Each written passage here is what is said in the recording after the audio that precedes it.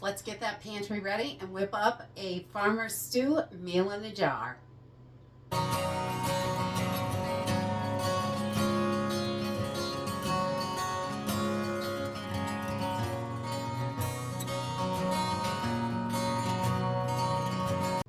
Hey everyone, welcome to Homestead Corner. I'm Jenny, and today we are going to be whipping up a meal in a jar, a farmer's stew, which I love. This is a pretty versatile recipe. You can mix it up with the ingredients that you like, definitely. And this can be done with freeze-dried or dehydrated foods. Either one is going to work.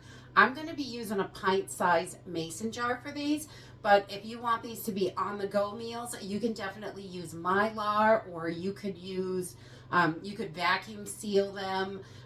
Any way you can get them airtight is going to be the best way to store these, and they will last the longest.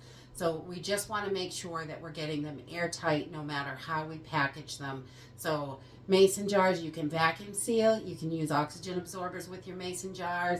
Your Mylar bags, you put your oxygen absorber in there or vacuum seal them. As long as they're airtight, that is what's going to help them. So we're just going to use a few basic ingredients from our pantry, some freeze-dried food. You can definitely use dehydrated and it works just as well. Just got to cook it a little bit longer and maybe a touch more water, but you can adjust that at the end, definitely. We're going to use some instant beans, some freeze-dried beef, ground beef I'm going to use, but you can use beef chunks for this or whatever beef you have. Any kind of dried beef will work. And then we want a half a cup of vegetables, and you can use any vegetable that you like in this, but we're going to use a half cup, but I like to mix it up: corn, carrots, peas, just give it a little more depth in there and more nutrition. So, and we're also going to use some diced potatoes. Again, freeze-dried works great, or dehydrated. Also, those little hash brown things, you can use those as well.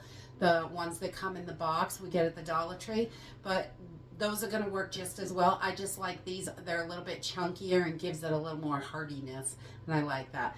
And then some tomato powder and a few seasonings, and that's it. This is really simple and easy to put together. So let's jump in and get started. So we're going to be using pint-sized mason jars for this, and this is going to feed about 2 to 3 people. It's going to give you about 4 cups of soup, just so you know where it's going to end up. And you can double this recipe and put it in a quart as well if you have a bigger family, and that works wonderfully. But today we're just doing pints, so we can have this for quick lunches or whatever we need, any kind of emergency. If you've just got 2 people, this is going to work. And if you have, 5 people, you could open 2 jars, I guess, if you need to, or however you want to do it, whatever works for you. But we're going to put a half cup of our instant beans in here. And I'm using black beans, but red beans also work wonderfully in here, or whatever you have for instant beans. If you make your own instant beans, that's any kind is going to work, whichever ones you like. So we're just going to use black beans today.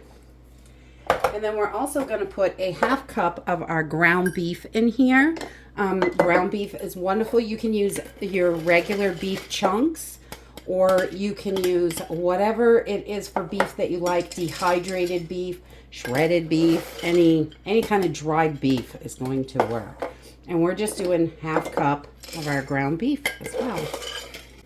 And we've just got a little bit in here, so we're going to make sure that we get all that powder and stuff right in there. Split this up over the jars, get it as even as we can. And those little powders on the bottom of the jar, use everything. It is wonderful. You can really add nutrition and flavor and things like that. So we're also going to add a half cup of diced potatoes. We love these diced potatoes for our soups because it just gives it, that heartiness that we're looking for, especially when we're doing emergency meals. We want to get these beefed up as much as possible with nutrients and heartiness.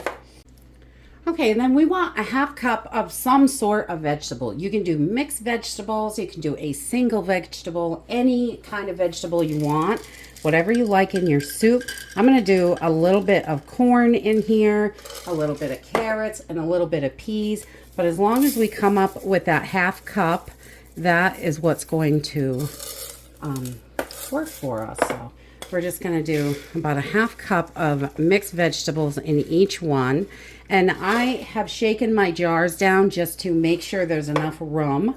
But this is the last half cup before we start our powders and seasoning. So we'll get that right in there. And this jar is nice and full. So we're going to have to do some banging down on those jars for sure. We're going to get started on our seasoning. And you can adjust these to your liking. So if there's something you don't like, you could definitely leave it out.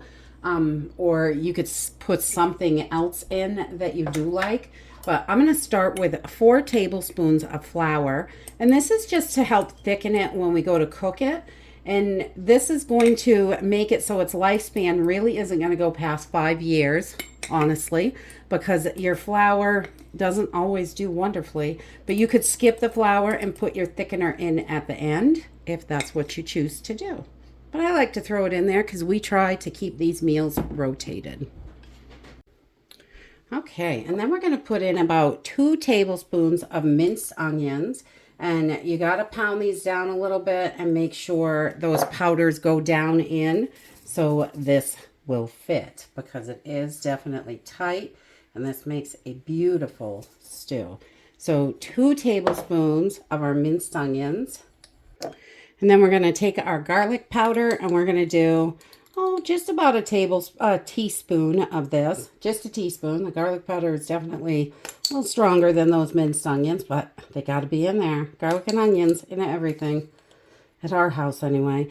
And then we're going to use I'm going to use a vegetable bouillon today, but you could definitely use your beef bouillon is wonderful in here, but I want to use some of this up and I think it is quite delicious.